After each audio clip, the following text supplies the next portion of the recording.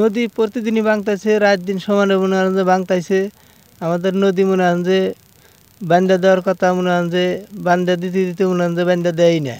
এখন তো আমাদের মনে হয় যে বাড়িঘর ভাঙ্গে না, কোথায় যাবো মনে হয় যে কোনো আশ্রয় নাই আঙ্গরে। এই সিজনে মনে হয় যে ৬০-৭০টা বাড়ি মনে হয় যে ভাঙ্গা হইলো।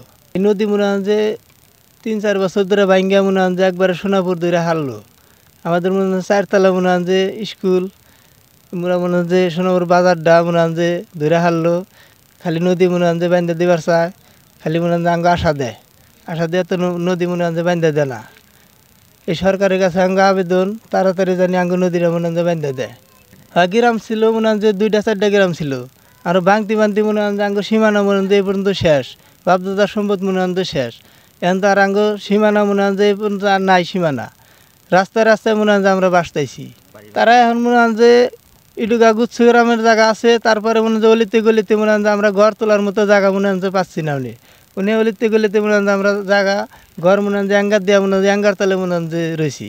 আমাদের জমি জমা মনে হয় যে ৩-৪ বিঘা যা ছিল মনে হয় যে বাপদাদার সয় সম্পদ সম্পূর্ণ মধ্যে নড়তে। এখানে মনে হয় যে গ্রামবাসী মনে হয় যে কামলা দেয়া খাই, মনে হয় যে আতুর বাইরে মনে হয় যে কর্ম করে খাইতেছি। আমরা তো গরিব মানুষ, যা চালা না চাল সব মনে হয় যে নড়তে। মনে হয় যেন ২০০-২৫০ বাসা ছিল ওখানে, সব ভেঙে গেছে গা। এই লোকগুলা মনে হয় যে এই কাছার দিয়ে মনে হয় যে বাড়িঘর ভেঙে চুরা মনে হয় যে রাইকা কোনো হানে তো উড়ানোর মতো সমর্থ নাই।